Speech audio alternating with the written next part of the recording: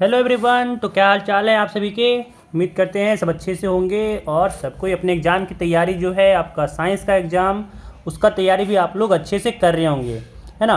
तो आज हम लोग इस वीडियो में आपके जो सब्जेक्टिव क्वेश्चन पूछे जाते हैं एग्ज़ाम में उसका इम्पॉर्टेंट क्वेश्चन जो है उसके बारे में डिस्कस करेंगे। ठीक है, तो ये वीडियो काफ़ी इंपॉर्टेंट रहने वाला है आप लोगों के लिए। यहाँ पे हम लोग सब्जेक्टिव क्वेश्चन जो बहुत ज़्यादा VVI जो मोस्ट इम्पॉर्टेंट कहा जाता है वो क्वेश्चन को यहाँ पे हम लोग डिस्कस करेंगे। ठीक है, जिसका चांसेस बहुत ज़्यादा है कि वो आपके एग्ज़ाम में देखने को मिल सकते हैं। तो चलिए वीडियो को शुरू करते हैं। और शुरू करने से पहले कहना चाहेंगे कि अगर अभी तक आपने हमारे चैनल को सब्सक्राइब नहीं किया है तो सब्सक्राइब कर लीजिए, साथ ही साथ वीडियो को लाइक कर दीजिए और फ्रेंड के साथ इस वीडियो को शेयर कर दीजिए। चलिए वीडियो शुरू करते हैं। पहला सवाल देख सकते हैं है कि प्रकाश का अपवर्तन किसे कहते हैं, है ना। प्रकाश का अपवर्तन किसे कहते हैं, तो इसका आंसर होगा कि जब प्रकाश की किरण विरल माध्यम से सघन माध्यम में प्रवेश करती है तो किरण अभिलंब की ओर मुड़ जाती है तथा सघन माध्यम से विरल माध्यम में प्रवेश करने पर अभिलंब से दूर जाती है। इसे प्रकाश का अपवर्तन कहते हैं। ठीक है, निकट दृष्टि दोष क्या है, पहला सवाल हो गया। अगला सवाल यहाँ पे है कि निकट दृष्टि दोष क्या है, इसे कैसे दूर किया जाता है, तो इसका आंसर होगा कि नेत्र का वह दोष जिसमें कुछ सामने रखी वस्तुएं स्पष्ट दिखती हैं किंतु दूर की वस्तुएं सुस्पष्ट नहीं दिखाई देती, है ना, कि अच्छे से नहीं दिखाई देती, उसको कहते हैं हम लोग निकट दृष्टि दोष। ठीक है, और अवतल लेंस के बने चश्मे द्वारा इसे दूर किया जाता है कि जो निकट दृष्टि दोष है उसमें अवतल लेंस लगाने से जो आपका क्या होता है, जो भी ये निकट दृष्टि दोष है वो दूर जाता है। ध्यान रखिएगा कि निकट दृष्टि दोष में नाम के अकॉर्डिंग मत चाहिएगा। निकट दृष्टि दोष में आपका नज़दीक का चीज़ दिखेगा लेकिन दूर का चीज़ नहीं दिखेगा। ठीक है, याद रखिएगा। और सिमिलरली वैसे ही होगा कि यहाँ पे दूर दृष्टि दोष की बात करें तो दूर का दिखेगा, नज़दीक का नहीं दिखेगा। ध्यान इसको रखिएगा। चलिए अगला सवाल देखिए, कह रहा है कि रासायनिक समीकरणों को संतुलित करना क्यों आवश्यक है, तो याद रखिएगा कि रासायनिक समीकरण को संतुलित करने की आवश्यकता है ताकि यह द्रव्यमान के संरक्षण के नियम का पालन करे। एक संतुलित रासायनिक समीकरण तब होता है जब अभिकारक में तत्वों के विभिन्न परमाणुओं की संख्या उत्पाद के बराबर होती है। मतलब क्या है कि जो आपका रिएक्शन होता है ना, तो जो आपका अभिकारक बनता है बाएं साइड, ये एरो के बाएं साइड जितना आपका रहता है अभिकारक में आपका परमाणु, उतना ही संख्या में आपका उत्पाद में परमाणु रहना चाहिए। ठीक है, वो क्या होता है, वो द्रव्यमान के संरक्षण के नियम को पालन करना चाहिए। चलिए अगला सवाल देखिए, कह रहा है कि आधुनिक आवर्त नियम को लिखिए। ठीक है, क्या हुआ कि आधुनिक आवर्त नियम क्या है, तो तत्वों के भौतिक एवं रासायनिक गुण उनके परमाणु क्रमांक के आवर्त में फलन होते हैं। ठीक है, ये हो जाएगा आपका आधुनिक आवर्त नियम। चलिए अगला सवाल देखिए, कह रहा है कि DNA प्रतिकृति का प्रजनन में क्या महत्व है, तो इसका आंसर होगा कि DNA प्रतिकृति जीवों के गुणों को अगली पीढ़ी तक लेकर चलती है। इससे प्राणी का अस्तित्व बना रहता है परंतु विभिन्नता के कारण उसमें कुछ अंतर आ जाता है। DNA आनुवांशिक गुणों का संदेशवाहक है जो माता पिता से संतान को प्राप्त होता है। ठीक है, चलिए अगला सवाल देखिए, यहाँ पे है कि पारितंत्र में अपमार्जकों की क्या भूमिका है। ठीक है, तो अपमार्जकों को, इसका आंसर होगा कि अपमार्जकों को प्राकृतिक सफाई एजेंट होते हैं। ये जैव निम्नीकरणीय पदार्थों को सरल पदार्थों में तोड़ते हैं। इस प्रकार अपमार्जक वातावरण में संतुलन बनाने का कार्य करके पारितंत्र में एक महत्वपूर्ण भूमिका निभाते हैं। ठीक है, चलिए अगला सवाल देखिए। अगला सवाल कि भूमिगत जल के कोई 2 लाभों का उल्लेख कीजिए। ठीक है, यहाँ पे लिखेंगे कि भूमिगत जल के कोई 2 लाभ निम्नलिखित हैं। पहला कि भूमिगत जल फैलकर कुएं के जल स्तर को बनाए रखते हैं तथा खेतों में नमी बनाए रखते हैं। ठीक है, और दूसरा हो जाएगा कि भूमिगत जल मनुष्य तथा जानवरों द्वारा दूषित नहीं होते। ठीक है ना। चलिए अगला सवाल देखिए कि अवतल दर्पण तथा उत्तल दर्पण में अंतर लिखिए। ये या तो ये सवाल आपका एग्जाम में पूछा जा सकता है या फिर अवतल लेंस और उत्तल लेंस में अंतर पूछा जा सकता है। ठीक है, ये दोनों सवाल अभी हाईलाइटेड हैं, ये सवाल आपका एग्जाम में आ सकता है। चलिए देखिए, अवतल दर्पण क्या होगा कि प्रतिबिंब सीधा एवं उल्टा बनता है। ठीक है, ये अवतल दर्पण में। उल्टा दर्पण में क्या होता है, तो उत्तल दर्पण में प्रतिबिंब सदैव सीधा बनता है। ठीक है। दूसरा कि सीधा बनने वाले प्रतिबिंब आभासी एवं उल्टे बनने वाले प्रतिबिंब वास्तविक होते हैं। और इसमें क्या हुआ उत्तल दर्पण में कि प्रतिबिंब जो होता है वो आभासी बनता है। ठीक है। तीसरा हो जाएगा कि प्रतिबिंब का आकार वस्तु की स्थिति पर निर्भर करता है। और उत्तल दर्पण हो जाएगा यहाँ पे उत्तल दर्पण में कि प्रतिबिंब का आकार वस्तु से छोटा बनता है। ठीक है। चलिए अगला देखिए कि सूर्योदय एवं सूर्यास्त के समय सूर्य रक्ताभ क्यों प्रतीत होता है। ये सवाल भी यहाँ पे इम्पॉर्टेंट है। क्या हो जाएगा आंसर कि सूर्योदय एवं सूर्यास्त के समय सूर्य का प्रकाश पृथ्वी के वायुमंडल में अधिक दूरी तय करती है, जिसके कारण सूर्य के प्रकाश का प्रकीर्णन हो जाता है। चूँकि लाल रंग का प्रकीर्णन बहुत कम होता है तथा सबसे कम तरंग दैर्घ्य वाले नीले रंग का प्रकीर्णन अधिक होता है। अधिक तरंग दैर्घ्य वाले लाल रंग का प्रकीर्णन बहुत कम होता है, जिससे आँख तक केवल लाल रंग पहुँचता है। ठीक है। अतः सूर्योदय एवं सूर्यास्त के समय सूर्य रक्ताभ प्रतीत होता है। जो सूर्य होता है वो रक्ताभ प्रतीत होता है। ठीक है। चलिए अगला सवाल देखिए। यहाँ पे अगला सवाल यहाँ पे है कि निम्न समीकरणों को संतुलित कर लिखिए। ठीक है। संतुलित करके हम लोग को यहाँ पे समीकरण को लिखना है। तो देखिए पहला क्या है, तो पहला में है कि H2, एक सेकेंड, हाँ पहला में यहाँ पे है H2 और इसमें ऐड हुआ है Cl2। ठीक है। और ये बन रहा है HCl। देखिए यहाँ पे 2 H है, हाइड्रोजन 2 है और क्लोरीन 2 है।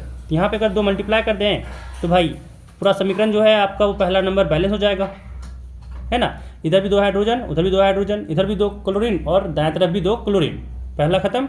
चलिए दूसरा देखिए।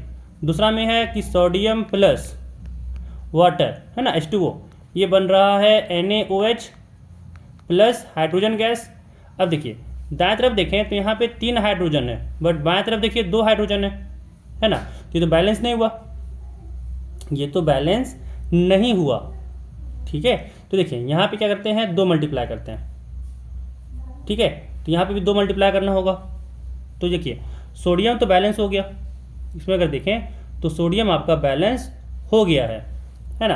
अब यहाँ ऑक्सीजन की बात करें तो ऑक्सीजन बैलेंस नहीं है। ऑक्सीजन इधर दाएं तरफ 2 हो गया, बाएं तरफ 1 ही है, तो यहाँ पे 2 मल्टीप्लाई कर दिए।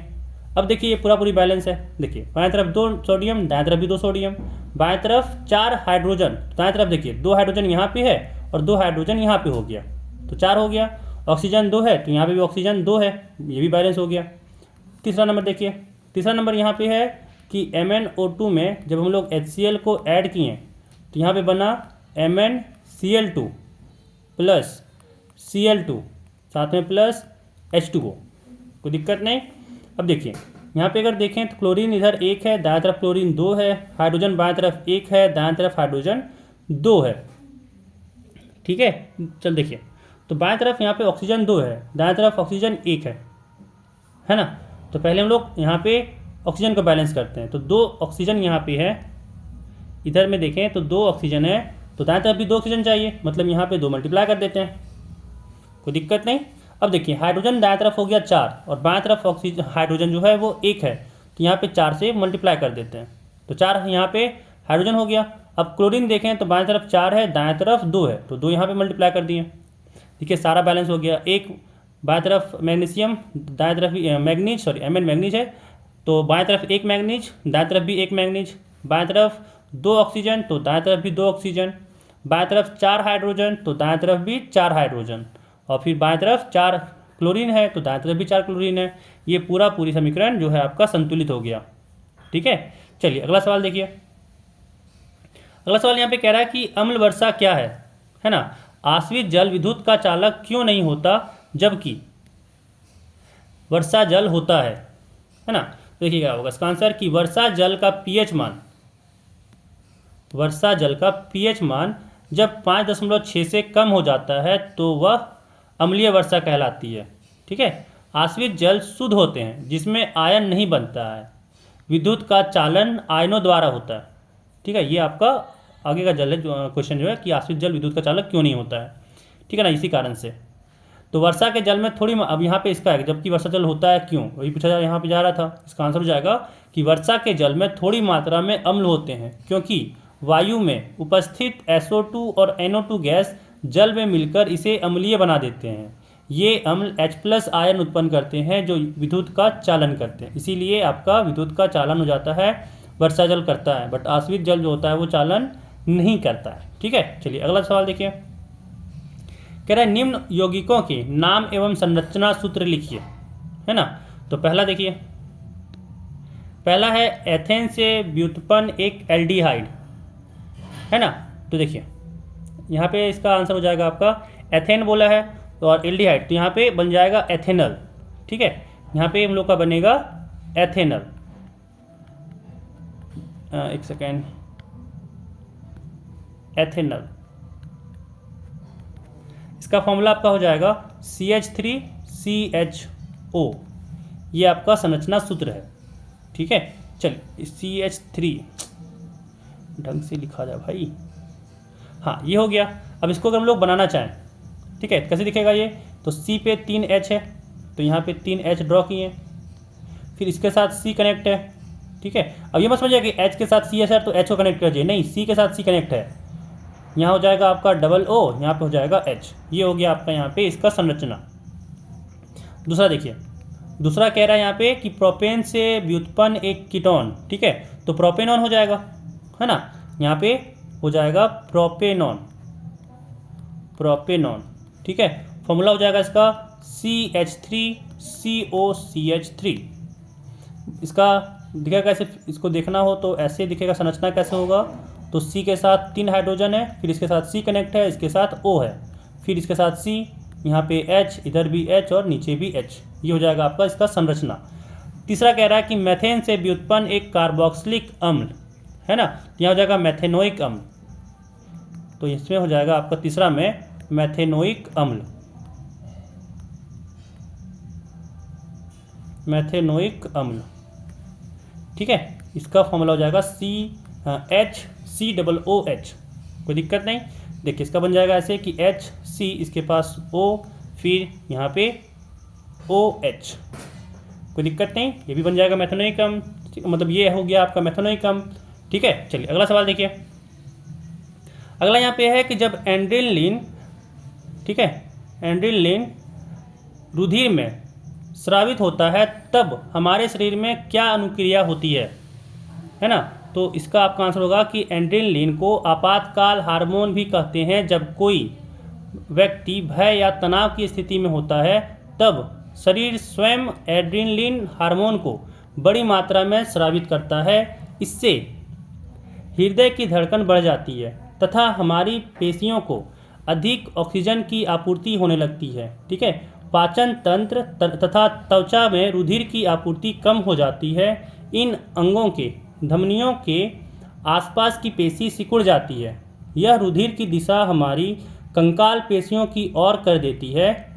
फिर डायफ्राम तथा पसलियों की पेशी के संकुचन से सांस तेज चलने लगती है। ये सभी अनुक्रियाएं मिलकर शरीर को आपात स्थिति से निपटने के लिए तैयार करती हैं। ठीक है, तो ये इसका आंसर हो जाएगा। चलिए अगला सवाल देखिए। अगला सवाल कह रहा है कि ऊर्जा के आदर्श स्रोत में क्या गुण होते हैं, है ना। तो इसका आंसर होगा कि ऊर्जा के आदर्श स्रोत में निम्नलिखित गुण होते हैं।